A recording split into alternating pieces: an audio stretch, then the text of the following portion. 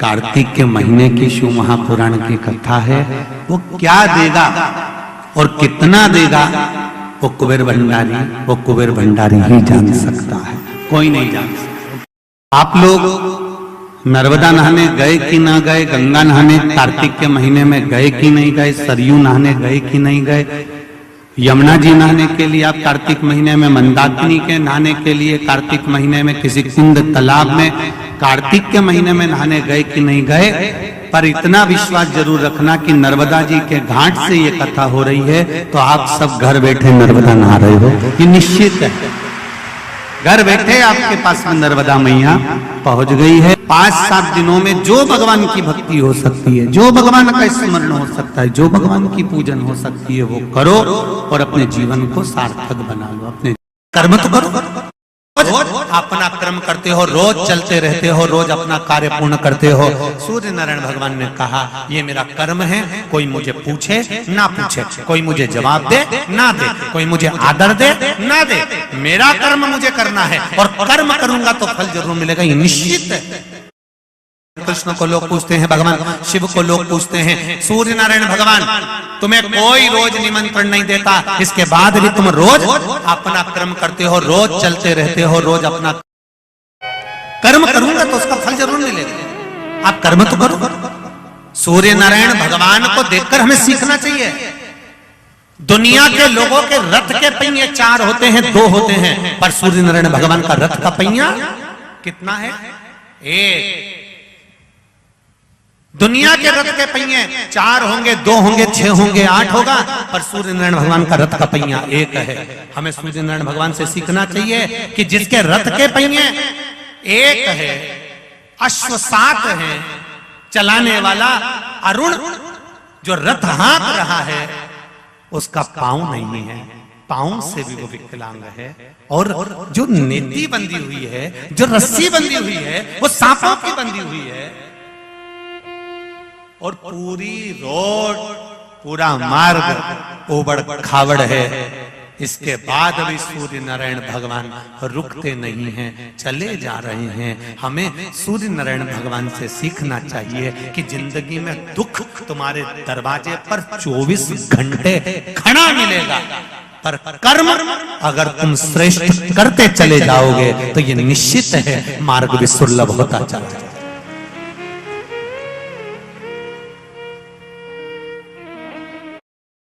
कोई कहेगा हमारे पास आके बैठ जाओ, हम ऐसा कर देंगे, ऐसी विद्या कर देंगे कि तुम्हारा दुख मिट जाएगा, हम तुमको गड़ा हुआ हंडा निकाल देंगे, हम तुमको धनपति बना देंगे, हम तुमको करोड़पति बना देंगे, हम तुम्हारा रोग हरण कर लेंगे, हम तुम्हारा ये कर लेंगे। शिव महापुराण की कथा कभी नहीं कहती कि मैं कुछ करूंगा। शिव महापुराण की कथा यह कहती है अगर कर्म तुम्हारा है, बेकार कर्म पूर्व में तुमने करा, जो कर्म करा उसका भोग तुम भोग रहे हो, तो दूसरा तुम्हारे दुख को नहीं मिटा सकता।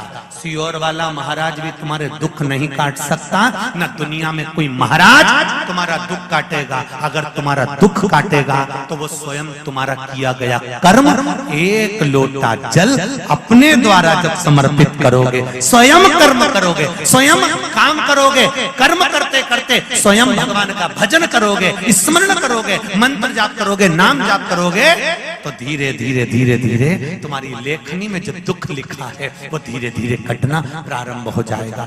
जो कहते हैं हमारे पास आओ हम तुम्हारा दुख काट देंगे, समझ लेना 4 दिन की चांदनी फिर अंधेरी।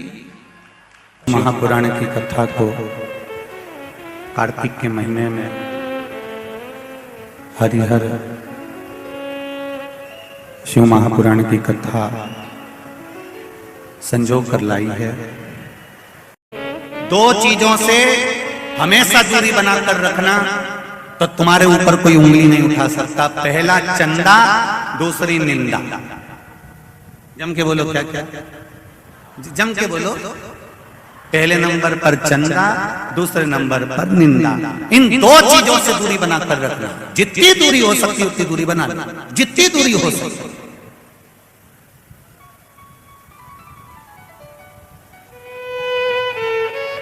चंदा और निंदा ये दोनों हमारे ऊपर आक्षेप कर सकते हैं, इन दोनों से दूरी होनी चाहिए।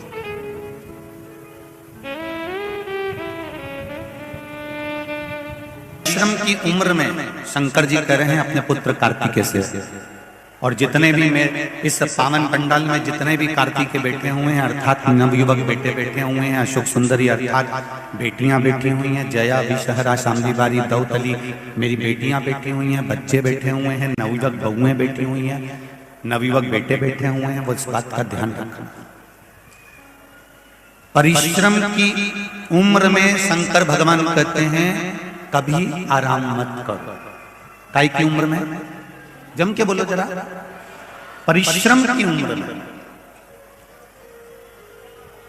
परिश्रम की उम्र में शिव कह रहे हैं कि कभी आराम मत करो।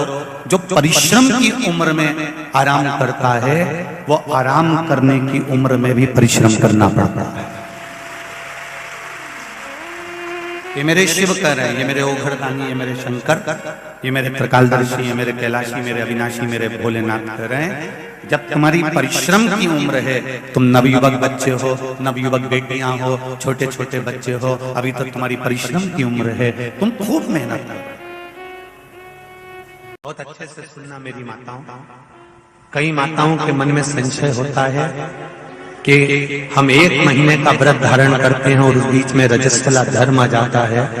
वो रजस्वला धर्म आता है तो हमारे महीने भर का नियम का क्या होता है? इस प्रसंग को थोड़ा ध्यान से सुनना। बार बार ये प्रसंग नहीं मिलेगा और पहले भी कथाओं में ये प्रसंग नहीं आया। आज बीकन गांव की हरिहर्ष महापुराण में ये प्रसंग आया है। तो जितने लोग आस्था पर सुन रहे हैं, जितने फेसबुक यूट्यूब पर सुन रहे हैं, इस प्रसंग को थोड़ा ध्यान से सुनना मेरी माता।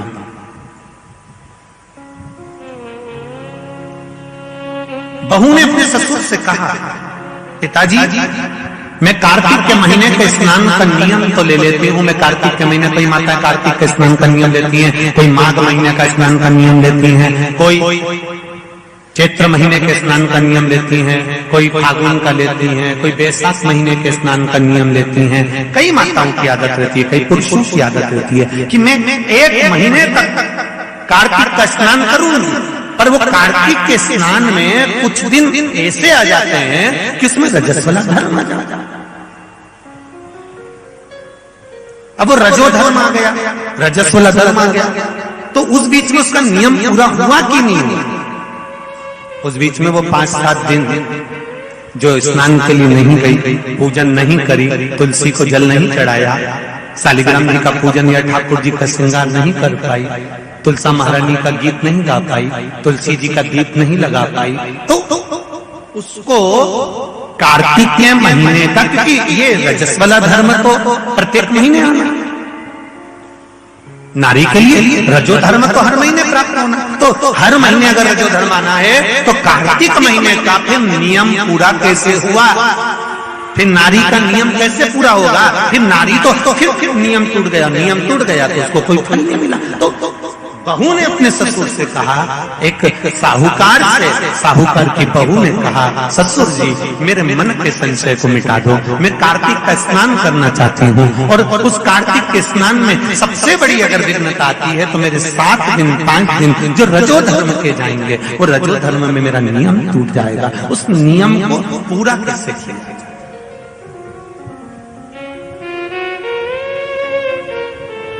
वो नियम पूरा कैसे होगा? कार्तिक के महीने का स्नान करने वाले जरा ध्यान देंगे, चाहे बैसाख स्नान करें, चाहे माघ का स्नान करें, मेरी माताओं का रजो धर्म 7 दिन 1 महीने के अंदर आ ही जाता है, और आया तो वो नियम टूटा। उस नियम को पूर्ण कैसे करा जाए? कहा,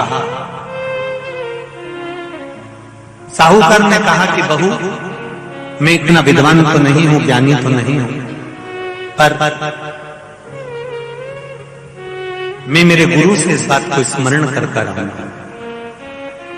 अब बहू को कार्तिक का महीना आ रहा है, कार्तिक के महीने का उसको इंतजार था, वो इंतजार में बैठी है। मात्र कार्तिक आने में 8 दिन बचे थे। अब देखिएगा जरा, आप में और उस बहू में क्या अंतर है। कार्तिक के महीने आने में 8 दिन बचते हैं तो आप पुताई चालू कर देते हो। बोलो सही है कि गलत है?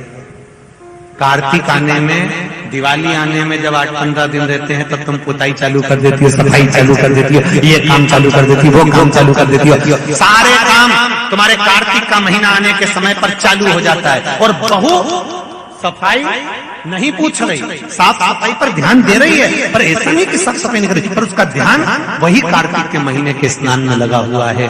आज बहू 8 दिन बचे और बहू का भोजन छूट गया, उसका भोजन नहीं, भाई मिला, अंदर जाइए। किसी चीज को पाने की जब तमन्ना होती है ना, तो खाना पीना छूट जाता है। और वृक्ष के नीचे बैठे हुए हैं, चलो आप चलकर उनसे अपने प्रश्न को कर लो।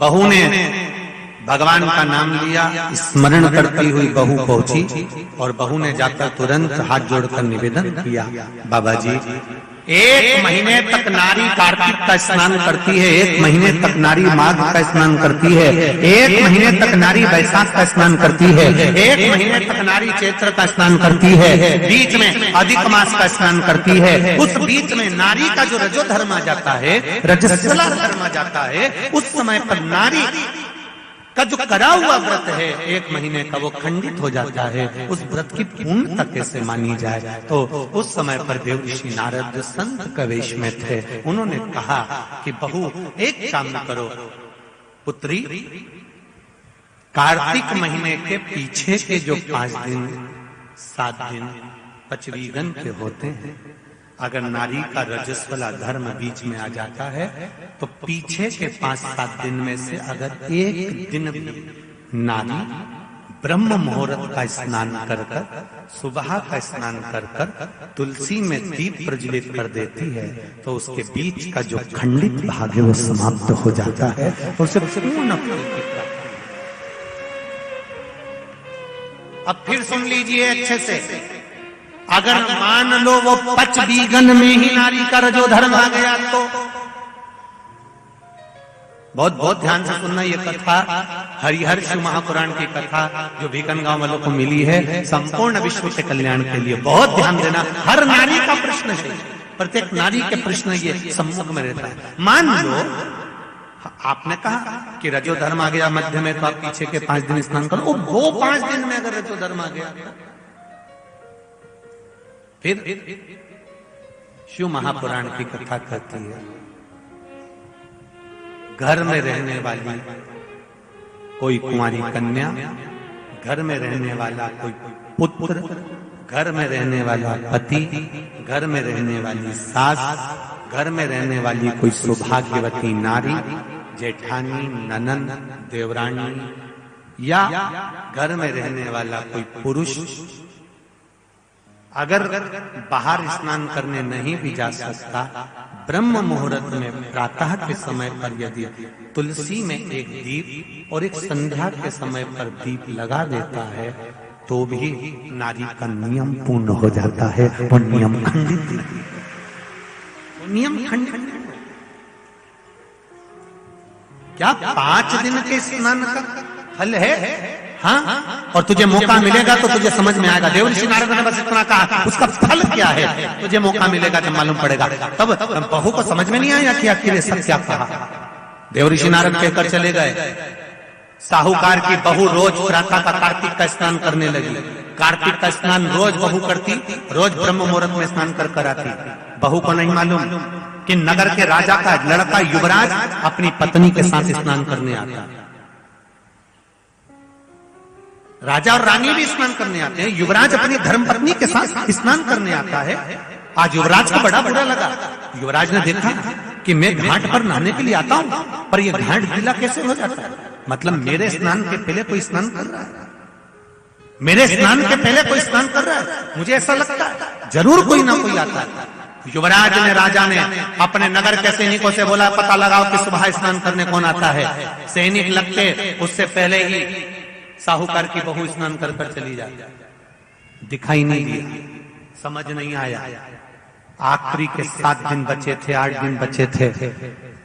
राजा के दूत ने फिर युवराज ने कहा, मुझे पता लगा कर बताओ, फिर मेरे स्नान के पहले कौन स्नान करता है, घाट को गीला कौन कर देता है। क्रोध में आकर कहा, मालूम नहीं पड़ पाया। एक दिन रानी को, इस साहूकार की बहू को मालूम पड़ा कि युवराज मेरा पता कर रहा है, मेरा पीछा कर रहा है, तो बहू ने तुरंत सुबह जल्दी स्नान करा और भागी। भागते समय उसके गले की माला और पांव की एक मोजड़ी छूट गई।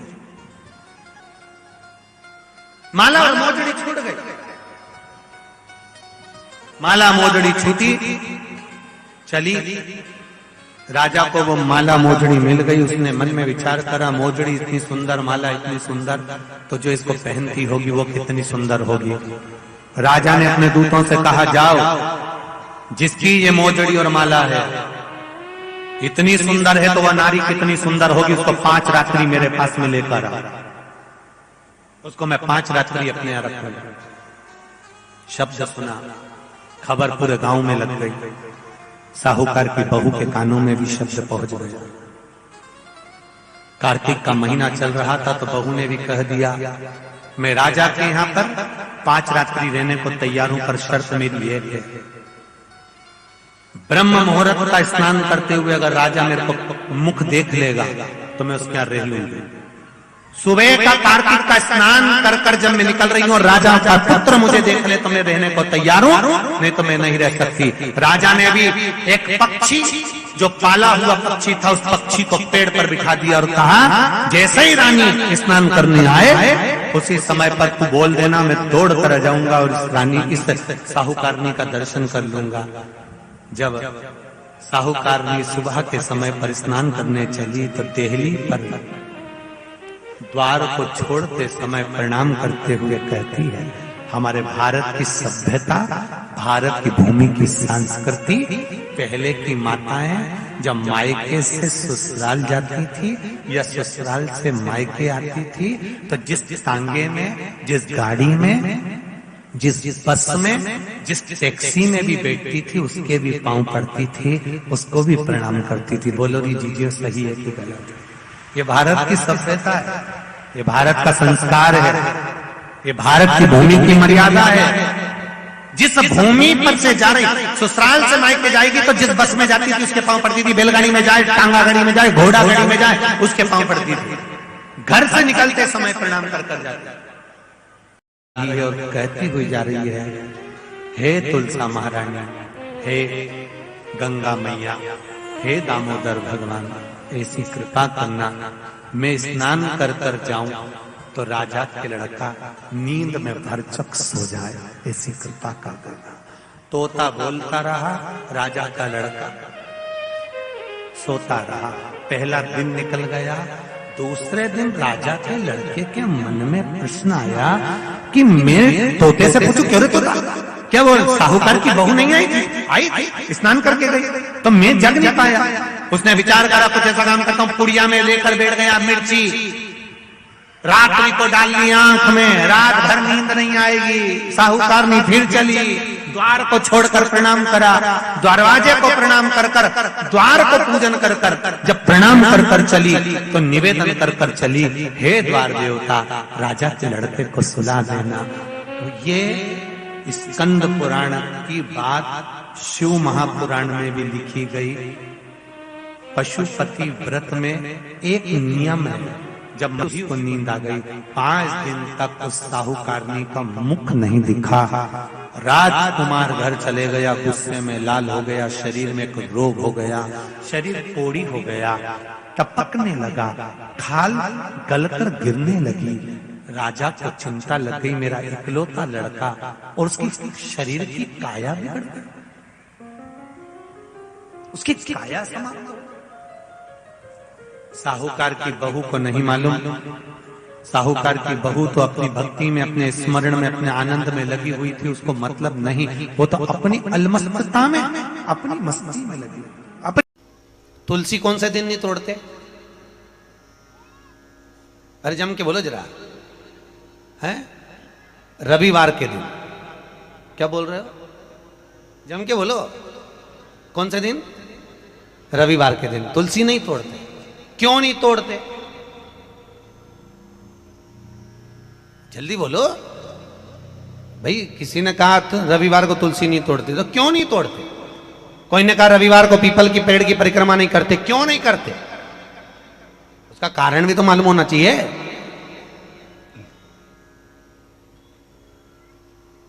ये कोई ने कुछ बोल दिया और तुमने मान लिया, तो उसका कारण है। रविवार को तुलसी क्यों नहीं तोड़ते? फिर वही बात आ गई, ये मेना धन्या कला वाली बात को याद करो।